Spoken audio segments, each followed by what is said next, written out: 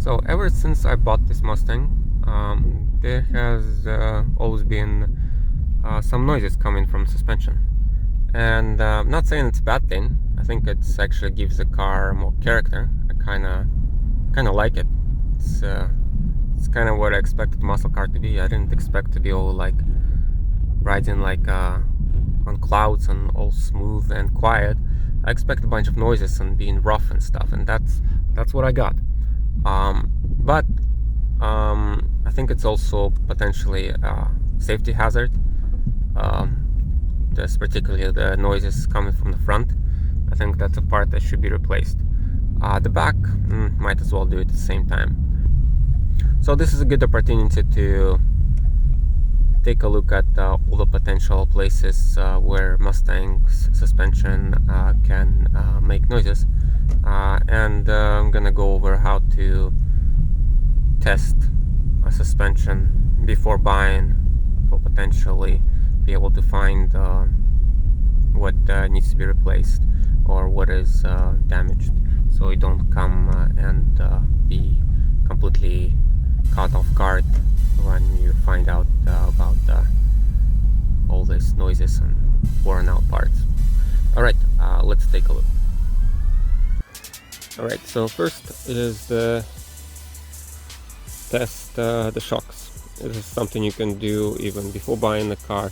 I think most sellers will be okay with it. So what you want to do is you want to come up to each corner of the car and then press down as hard as you can. Let the car bounce up. As soon as it picks the highest point, press down again. And you want to do this maybe like 3 times to see, like, to put in as much bounce in the shock as possible, and then see how fast it stabilizes and how much it floats. If it floats for too long, that means the shock is worn out. If it doesn't float, then that means shock is good.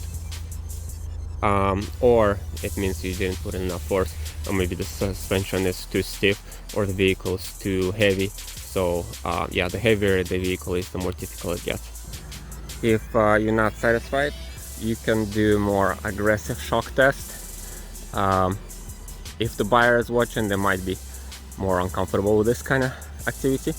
What you do for this, you can grab the fender with one hand from the bottom and apply pressure from the top and pull from the bottom, and try to get the biggest float out of the suspension possible, and then see how well it stabilizes. So it looks a little bit aggressive, and the buyer might not be pleased if you come up to their car and start manhandling it. Next non-invasive test that you can do on a car before you buy is this is very like simple test of the front inner tie rods and outer tie rods. And yeah, the test is just basically take the steering wheel and jiggle it from side to side. I don't know if it's audible in the camera, but there's noise coming from front suspension.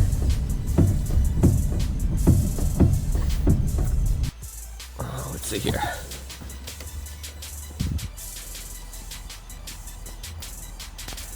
So the noise is coming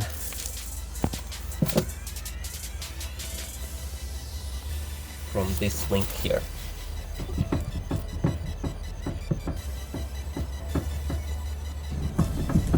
Yeah.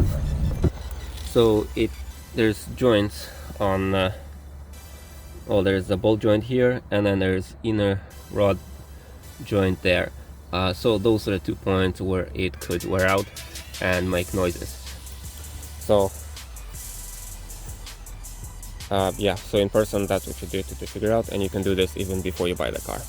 Also, there's a slight chance that the noise will be coming from the steering rack not being too tight, or not being tightened enough, and the steering rack itself is loose. But that's very unusual thing to happen unless somebody was trying to do something with the car and didn't secure the steering rack to the K-member. Alright, on to the next point. Next is the test you can do for the stabilizer links while without driving the car.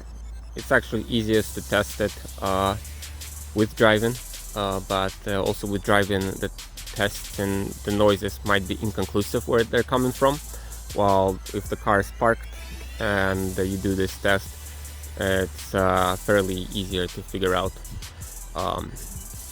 where the noise is coming from, because you can apply the load exactly to the stabilizer links. Well, most of the load is stabilizer links to test it. So this test is also very aggressive, so potentially not easy to do on a vehicle that you haven't paid for yet, unless you hide it from the owner somehow. Anyway, so here's how the test goes. So what you do is open one door, stand on the sill, and start bouncing around. Try to get as much bounce in suspension as possible. Try to get the vehicle rocking from side to side. That would load the anti-roll bar, and that would load the stabilizer links that might start clanking around if they're loose or worn out. So this is not the same thing as jumping on the trunk. If you're just jumping on the trunk, that would not load the stabilizer links, that would only load in the shocks. So testing the stabilizer links while driving is actually a lot less aggressive, and if you can get the car for a test drive, it's totally fine to do. So what you need to do is just drive over a bump with one side of the car, and then the other side of the car, and check for the noises. So what I'm gonna try to do is drive over that rock for there. That black thing over there is actually GoPro, and the thing to the left is a rock. So I'm gonna try to drive over the rock and not the GoPro. Wish me luck.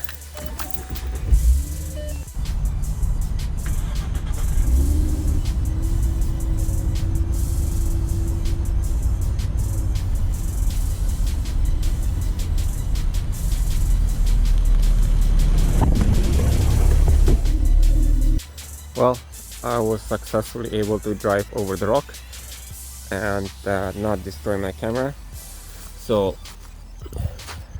I consider that success. However, the test was inconclusive. There was not a lot of noise coming from suspension. I think you need to go a little faster. That's why this test is actually not so easy to do by hand. Need a lot of force, so that kind of force usually happens when you're driving quite a bit faster over a bump, or just need a bigger bump. That rock was pretty small too, but yes, so that's how you test stabilizer links, and it's actually difficult to tell if it's coming from the left side or right side, but you know, if you have one side worn out, might as well change the other one at the same time. Alright, so next test to examine suspension is just a regular test drive. Just drive the car normally around the street and see if the steering wheel is staying straight and if it's not pulling to either side. If the car drives all fine around the city, it's also not a bad idea to take a test drive on a highway. If you have a tow misalignment in the front, the steering wheel will start shaking at the highway speed, but will not be noticeable at all at city speed. If you have a steering wheel pulling to either side only when you're braking, that doesn't mean that there is a suspension misalignment. More likely it means something wrong with your brakes. Then you can also take the car around the corner in the parking lot, do a U-turn and see how well the car handles. If the car feels like it's just diving to one side or the other when you're turning, that could mean that there is a shock blown on either side, or maybe more than one shock was blown, because that's also something that can happen. When a shock is blown, the car is gonna roll a lot more to one direction. When you have a left shock is blown, when you're turning right, the car is gonna dive more forward if you have a front left shock blown. Same thing if you're turning left and you have front right shock blown, you feel like the car is just diving forward and just rolling excessively. It's not easy to spot if you have a vehicle with very stiff springs, but still something you can try to check for. Alright, so now that I have showed you what the sounds and creaks coming from suspension, now it's time to replace them. The important part of doing work on a car yourself is to watch other people do the work you're planning to do on your car yourself.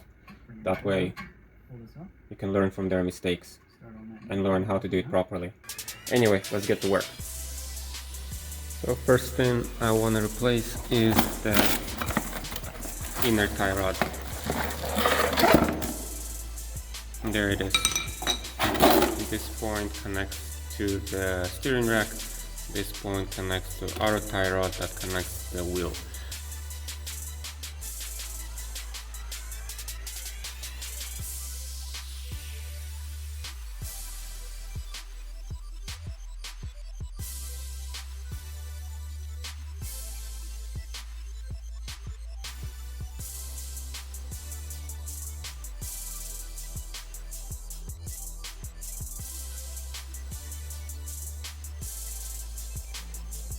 Success! I was able to break this nut loose with vice grips. Yeah, there was a time when I couldn't break this nut loose, and then I had to butcher the whole thing with a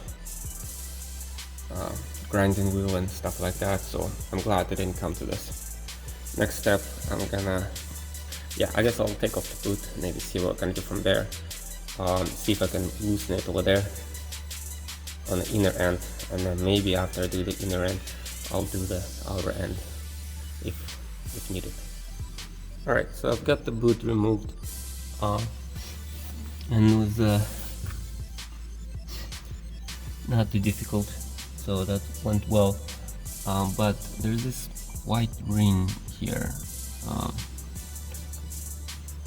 You know, that wasn't this white ring there. That wasn't in the videos I watched, so not sure what that's about. But yeah, here's the part. Fuck, where is it?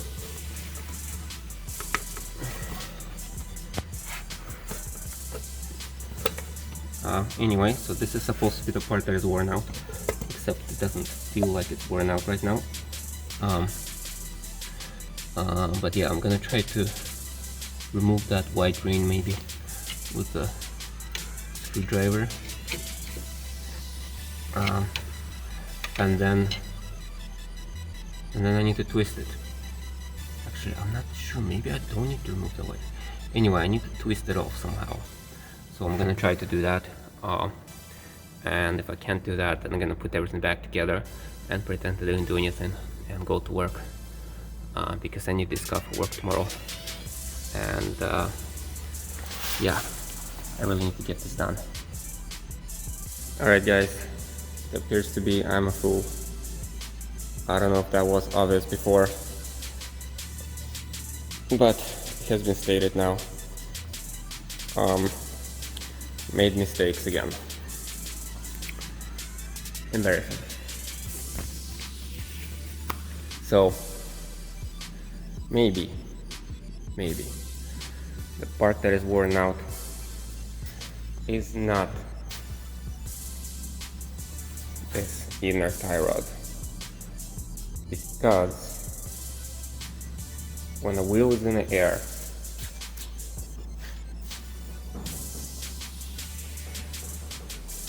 there should not be any clicking, because there's not enough force. Well, I mean, I don't know, who am I to say? I've been blown once, but anyway, I'm thinking that it's not this issue anymore. For some reason, when I was, jiggling it by hand, it felt like it was clicking in here. Felt like I was onto something, but now I'm onto something else. So the other side, there is this inner U-joint. Yes, this one, the inner joint.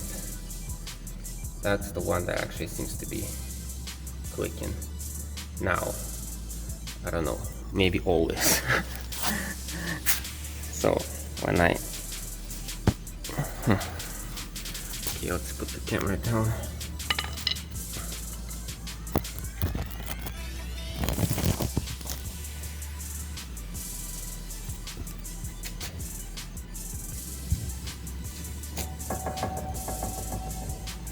There.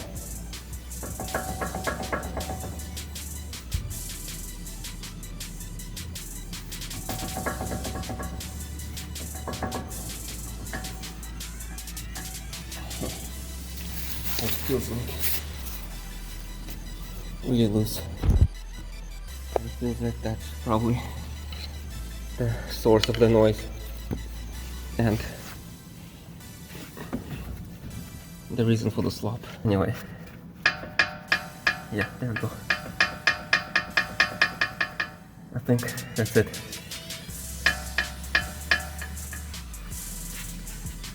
And that's the source of the clicking, not anything else. So I'm gonna tighten the other side back up. Get this other wheel in the air and see if I have clicking. Alright, the wheel is back on. Now before I put the car down, there's another thing I wanted to share. Something I read on the internet about checking the suspension. Haven't really had a good first-hand experience with this, but there's a way to. Another way to check suspension is rocking the wheel side to side and up and down when it's up in the air like this. So rocking it left to right, that will tell you if you have a bad tie rod, and rocking it up and down.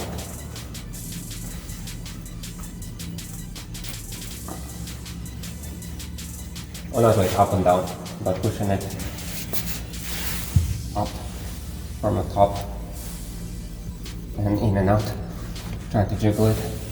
If there's vibrations there, that would mean you have a bad U-joint on the bottom, or top, if you have a top U-joint, or ball joint. But there's no top ball joint, there's only bottom one here. And there's also no slop from pushing the wheel in any direction. Anyway, I'm gonna put the car down and lift out the other side and see if I can actually feel the slop in the suspension there. Alright fellas, I admit I'm mentally challenged. So yeah, the trick that I was just explaining a minute ago. You rock the wheel from top to bottom. No play, so no issue with the ball joint. You rock the wheel from side to side and there's a lot of slop. So that is the issue with the tie rod, either inner end or outer end. And yeah, not sure how visible it is on camera, but there is a lot of visible play. No wonder the car is actually unstable over 100 kilometers an hour. And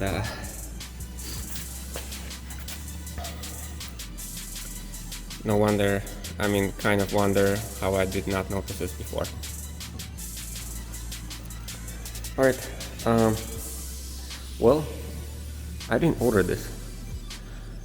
Didn't order this issue. No, I didn't order the replacement part. Nobody orders any issues. So yeah, I better go on Rock Auto and order the auto tie rod end. But the good thing is I realized my mistake before I replaced the part that isn't broken, and then would have been even more frustrated when I still had the clunking and unstable car tomorrow. And so yeah, it's good thing I didn't replace that other part, because I hate replacing parts that are not broken, because chances are when I do it worse than original, and I'll better leave it as original. Okay, well, anyway, I gotta go shower and sleep, and I'll just clean up this place for now, I guess, and go home in embarrassment. So here's the site where I get parts when I need to get parts to replace stuff on my car. I go to rockauto.com website. They pretty much have everything. So look for the brand, and what I have is Ford, and then we wanna go 2012 is the year, and then we wanna go to the Mustang, and 3.7 is what I have. Alright, so it's broken down into sections. So what I have is suspension or steering, so let's try steering, and tie rod end, and that's what I want. And yeah, so they will have this economy grade, and then they have this daily driver grade, and sometimes they'll have like premium grade and stuff like that. So, and actually I've already looked at this. I usually don't buy economy grade, I go for the daily driver grade, but even daily driver grade sometimes wears out too fast. So what I'm looking for is something that looks like this. Yeah, so another cool thing about Rock Auto is they have pictures for everything. So this is actually exact picture of what you're getting. And the thing is, what I want is, I want a good brand, but I don't want a fitting that has this grease fitting. I mean, I don't want a ball joint that needs to be greased. See, there's this Zerk fitting there. That means this fitting needs to be used with a grease gun that needs to be greased up every time you change the oil. And like, it's not a big deal to grease this up.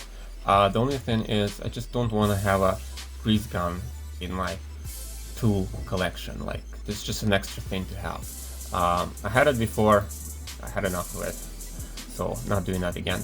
And also, kind of nice to have things that are OEM, original equipment manufacturer. So the car is Ford, original equipment manufacturer for Ford is Motorcraft, and yeah, so you can get the part exactly as same as it was when it came from a factory. And this is a factory part. And you see the factory part doesn't have a Zerk fitting, so you don't need to grease this up, you just install it.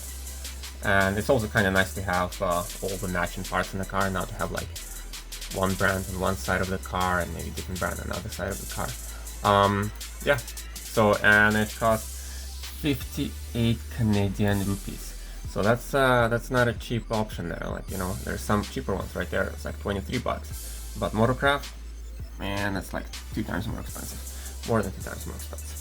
And then on top of that, you also have to pay for shipping. So yeah, that's how it is. I'm gonna try to give Lordco a call. Like, every time I call them, they actually quote me like 3 times the price of what I get here. So it's never worth it.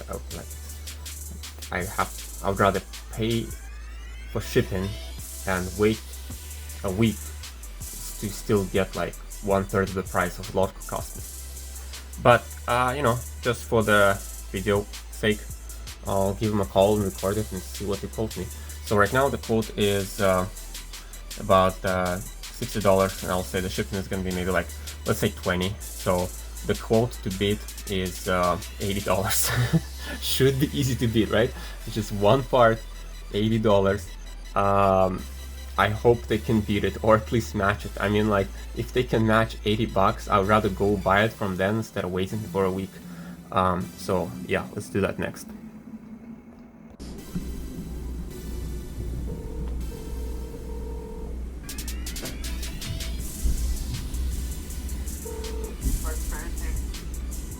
Hey there, I'm looking for a specific part for 2012 Mustang 3.7 V6. Mustang, what size? 3.7 V6. Oh, V6. Yeah, what do you need? The outer bolt joint, tie rod joint, outer tie rod, and I specifically want Mastercraft or Motorcraft. We don't sell Motorcraft. Oh, really? No. Motorcraft is Canadian Tire. Wait. Motorcraft is Ford part. Mastercraft is Canadian Tire brand. Yeah. Yeah, that was my mistake. I also said Mastercraft when I meant Motorcraft. No, we only have like 8 Delco though. Oh, really? We don't sell Motorcraft. Yeah. But I think Delco is equivalent. I'm not sure. Does it come with a Zerk fitting, or is that one greased permanently? Sorry, comes with what fitting? Like Mook ball joints, they come with like a grease fitting that you need to like thread in there, and you can use like grease gun. What about AC Delco? The outer or inner? The outer. Outer.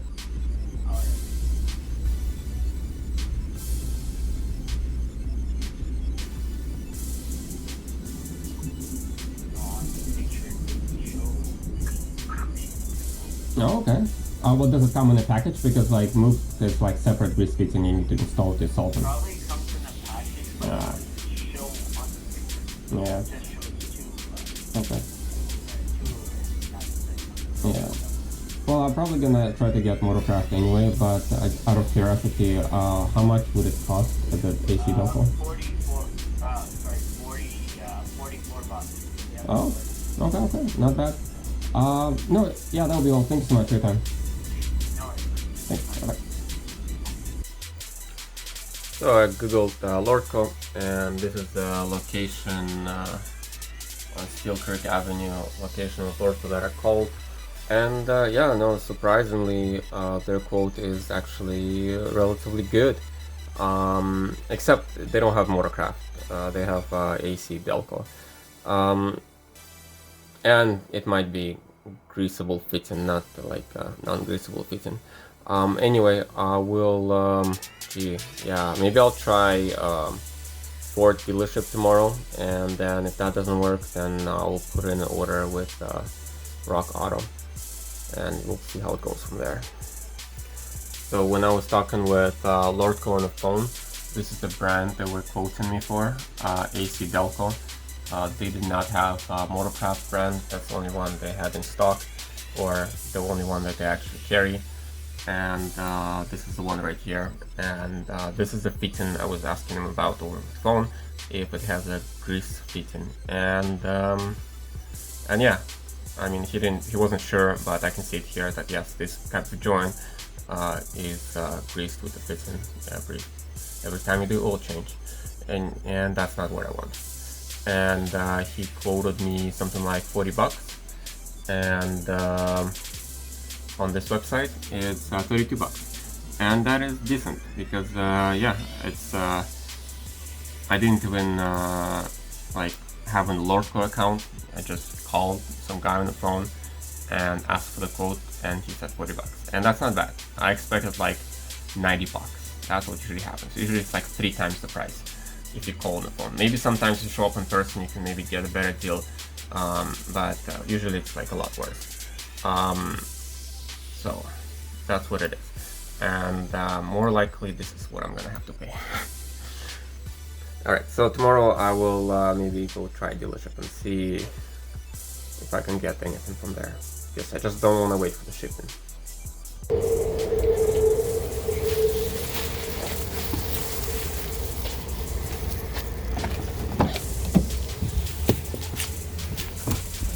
Alright, just picked up some supplies at Home Depot and got a phone call from FedEx, and looks like maybe my front ball joint tie rod end is ready for pickup. Anything?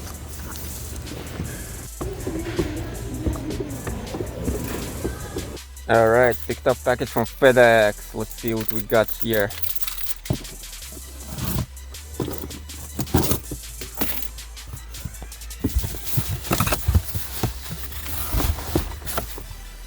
Alright. I forgot to order this. This is concentrated coolant straight from Motorcraft. And a tie rod end. Oh, there it is. Also from Motorcraft. Awesome, cool. I'm gonna go home and start working on this right away.